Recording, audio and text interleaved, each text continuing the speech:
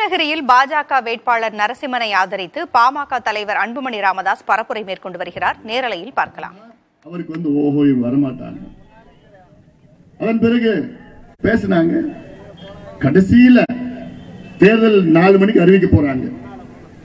தேர்தல் ஆணையம் 4 மணிக்கு தேர்தல் அறிவிக்க போறாங்க. 12 மணிக்கு அவர் ஒரு லிஸ்ட் எடுத்து இவ்வளவுதான் உங்களுக்கு தொகுதி கொடுப்போம், இதுல கையெழுத்து போட்டா நான் 10% இடஒதுக்கீட 1 மணிக்கு நான் கொண்டு வரேன் சட்டமன்றத்தில், கையெழுத்து போடலன்னா நான் இடஒதுக்கீடு கொண்டு வர மாட்டேன்.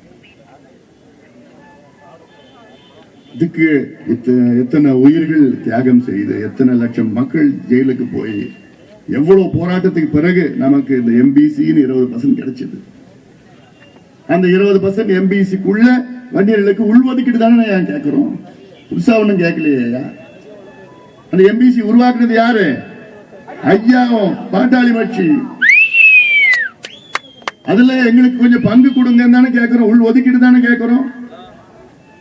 ஆனா அவர் சொல்றாரு, இல்ல கையெழுத்து போட்டா நான் கொடுக்கிறேன், இல்லனா இல்ல. ஐயா கோபம் வந்துடுச்சு. ஜி.கே. மணி அப்ப தலைவர். ஜி.கே. மணியை பார்த்து, மணி வெத்து பேப்பர்ல நான் கையெழுத்து போட்டு கொடுக்கிறேன், எனக்கு தொகுதியும் வேணாம் ஒண்ணு வேணாம், சட்டத்தை கொண்டு வர சொல்லுங்க. இதுதான் ஐயா. அதன் பிறகு கையெழுத்து போட்டு அப்புறம் கொண்டு வராங்க. அறகுறையான ஒரு சட்டத்தை கொண்டு வராங்க. அறகுறை அவங்களுக்கு தெரியும், இந்த சட்டம் நீதிமன்றம் ரத்து பண்ணுவோம் தெரிஞ்சுதான் கொண்டு வராங்க. அறகுறையா வேணுமே தான் பண்ணுது. கொண்டு வந்துட்டு அதுக்கப்புறம் சட்டத்தை ரத்து பண்ணிட்டாங்க. ஏன் ரத்து பண்ணாங்க? கடைசி நிமிஷத்துல கொண்டு வந்தது ஒரு காரணம் அப்படின்னு உயர் நீதிமன்றம் சொன்ன காரணம். கடைசி நாள்ல ஏன் கொண்டு வந்தீங்க? 1 மாதத்துக்கு முன்பு கொண்டு வந்திருக்கலாமே. உயர் நீதிமன்றம் கேட்ட கேள்வி அது. அதுக்காக தான் நான் ரத்து பண்றேன். அது இல்லாம அறகுறையா சரியான சட்டம் வரல. அது அவங்களுக்கு தெரிஞ்சுதான் பண்ணிருக்கிறாங்க.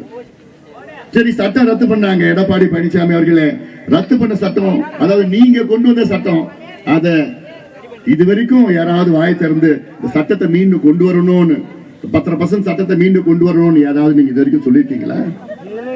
இல்ல உங்களை சார்ந்த அமைச்சர்கள் யாராவது சொல்லியிருக்காங்களா? ஏன் இதே இங்க இருக்கின்ற நம்முடைய முன்னாள் அமைச்சர் இருக்கிறார், இங்க கே.பி. முனுசாமி அவர்கள் இருக்கிறாரு. அவர் வாயில இது வரைக்கும் ஏதாவது வந்ததா? வன்னியர்களுக்கு 10.5 விழுக்காடு இடஒதுக்கீடு கொடுங்க ஒரு வார்த்தை சொன்னாரா?